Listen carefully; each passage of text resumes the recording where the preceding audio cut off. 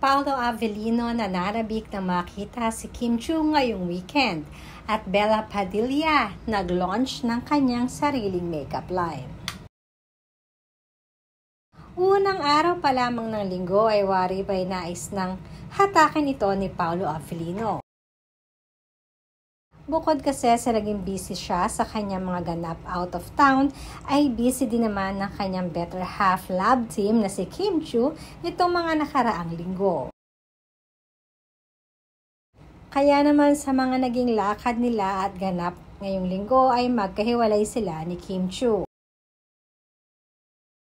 Samantalang nag-launch naman ng isa sa mga bestie ni Kim Chiu na si Bella Padilla ng kanyang sariling makeup line. Unfortunately ay hindi nga naka-attend si Kim sa nasabing launching dahil na rin ay naka-live si Kim kanina sa Showtime.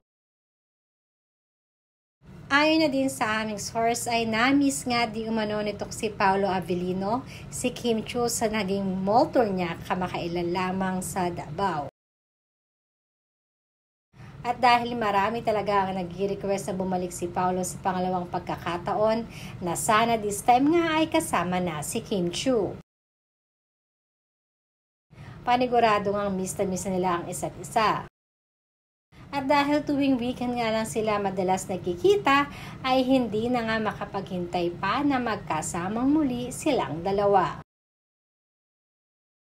Overwhelmed din si Kim Chiu sa mga fans na nagpakita ng pagsuporta sa kanila ni Paolo Avellino kahit hindi siya nakasama sa mall tour.